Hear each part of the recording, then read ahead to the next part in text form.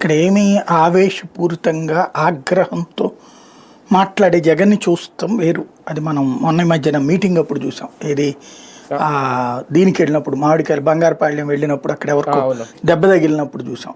అది నైజం వేరు. ఇది వ్యూహాత్మకమైనటువంటి ప్రకటన.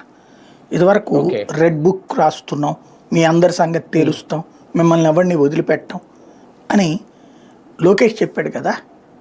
అట్లాగే మేము అధికారంలోకి రాగానే ఎవరిని వదిలిపెట్టాం, అంతు చూస్తాం, వాళ్ళ సంగతి తేలుస్తామని చెప్పి చంద్రబాబు చెప్పారు కదా. పవన్ కళ్యాణ్ చెప్పారు కదా, నేల నాకు ఇచ్చేస్తాం, ఒక్కొక్కడిని కింద కూర్చోబెడతాం అని చెప్పి పీకలు పిసికేస్తామని ఆయన చెప్పారు కదా. అప్పుడు లేనిది ఇప్పుడే ఉంది. కాబట్టి ఇది ప్రతిపక్షంలో ఉన్నప్పుడు ఈ స్టేట్మెంట్లు సహజం, ఆవేశపూరితంగా ఏం లేదు. రెండవది ఆలోచన రేకెత్తించే విధంగా ఉంది.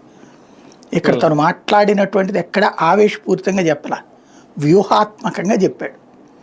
ఏంటి అంటే అది నిజం. ఇవాళ రోజున నువ్వు కేసులు పెట్టి తప్పులే. ఇప్పుడు ఎవరో మర్డర్ చేశారు, కేసు పెట్టి తప్పులేదు. ఎవరో దొంగతనం చేశారు, కేసు పెట్టి తప్పులేదు. అలా కాకుండా రైతుల దగ్గరికి వెళ్తే రైతుల మీద కేసు పెట్టడం ఏంటి?